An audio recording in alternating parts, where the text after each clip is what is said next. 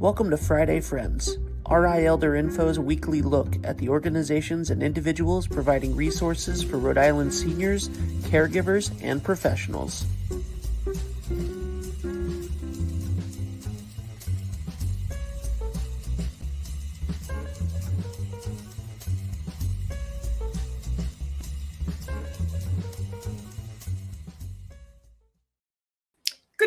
Everybody, happy Friday. Today is Friday, Juneteenth, and perhaps you are watching me from home today because it is a holiday.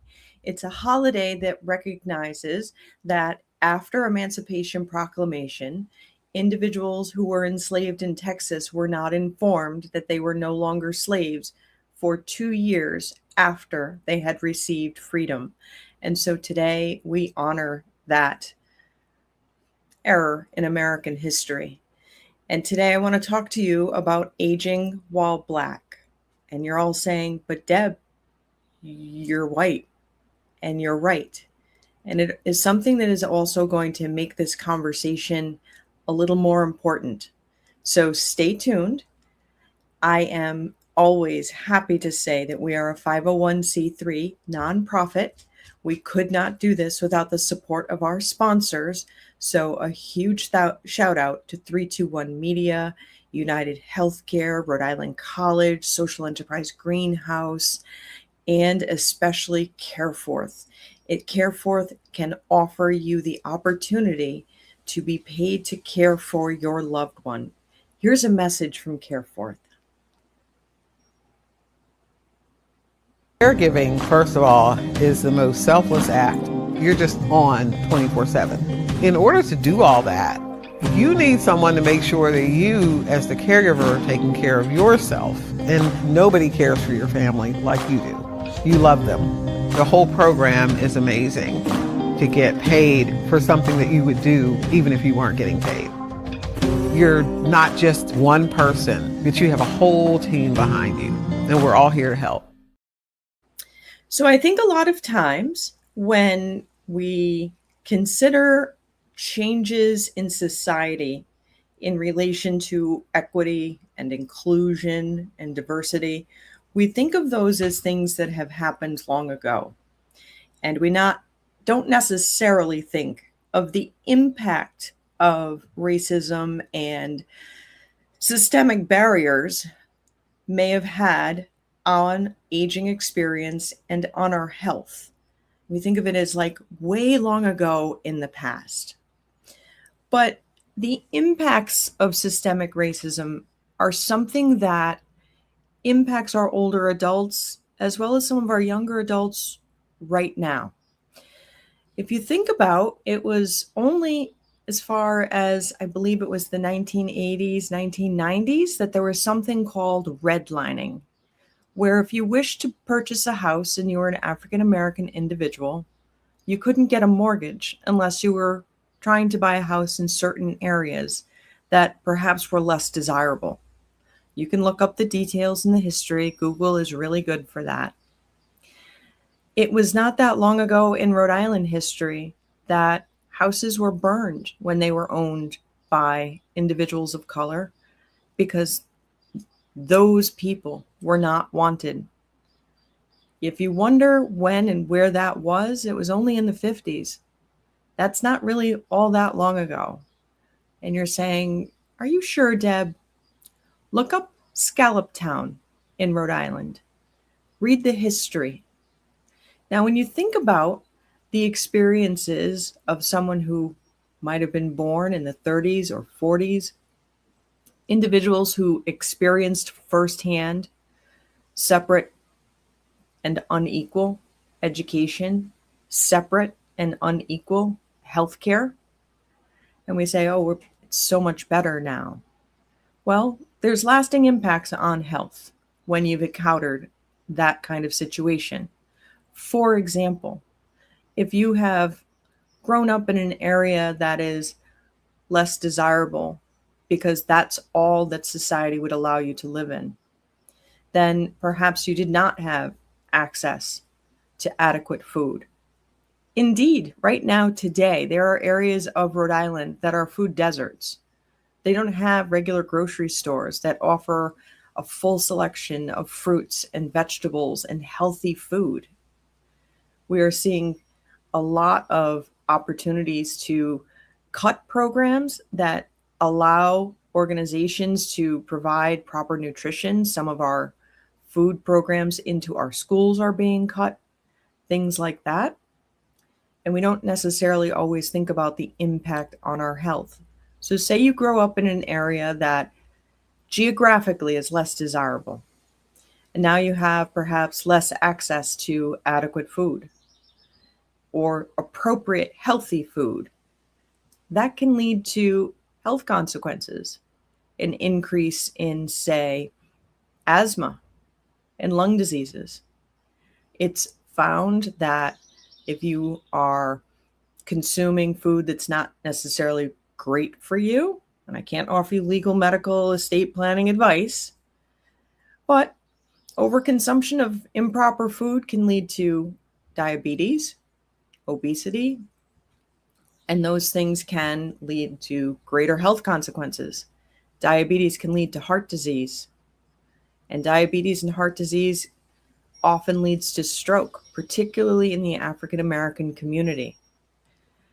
African Americans are 50% more likely to develop dementia, specifically Alzheimer's disease.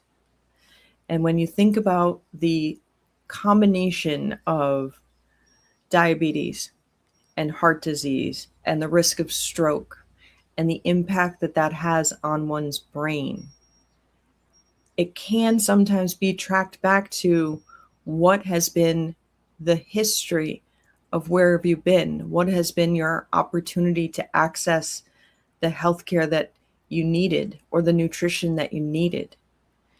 There are a lot of research papers out there in regards to end of life and long-term care experiences of individuals who are African American and differences in access to care and treatment that are really important for individuals to be aware of and to have conversations about.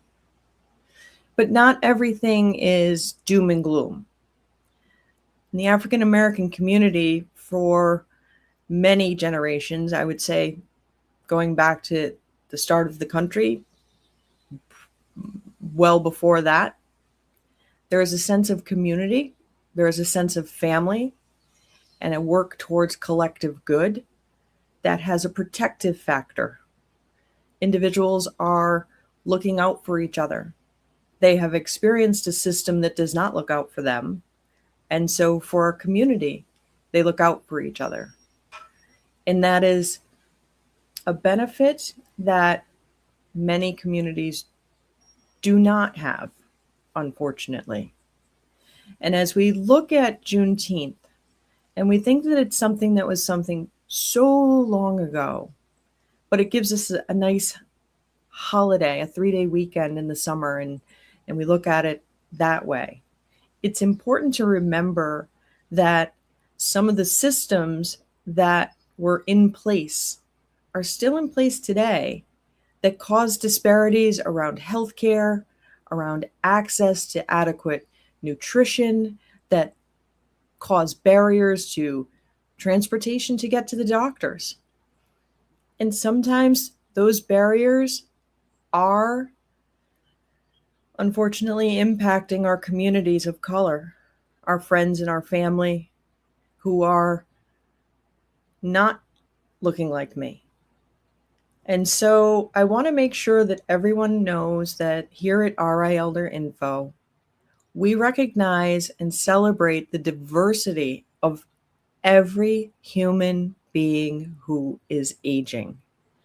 We come to this work with humility and an eagerness to learn history and culture every day, and to really understand how history and culture and society interact and impact aging and impact the experience of health and transportation and housing and finance and more than welcome, more than happy to come out and have conversations so that we can have a shared learning of what resources are available out there to help support everyone to remain in the community for as long as possible, and to have a better understanding for other people's experiences of this world. So as we celebrate Juneteenth and we enjoy this beautiful summer day, or almost summer, because summer's not actually until Sunday, remember that as we get older, our whole historical experience impacts what it means to age. And so as we honor Juneteenth, we want to recognize Black and aging is very different for many individuals, and we honor that space. We recognize some of those challenges. We're eager to learn more, and we are eager to share the knowledge that we have.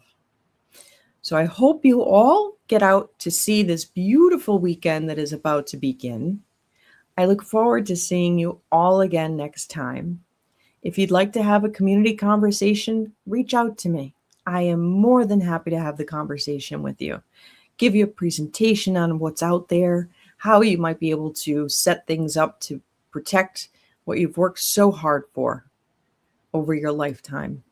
Give me a call, shoot me an email. You know where to find me. I look forward to seeing you all again next week. In the meantime, be well and be kind. 321 is about so much more than sports. We're about community, family, small businesses, nonprofits, and sharing stories that deserve to be heard. 321, what's your story?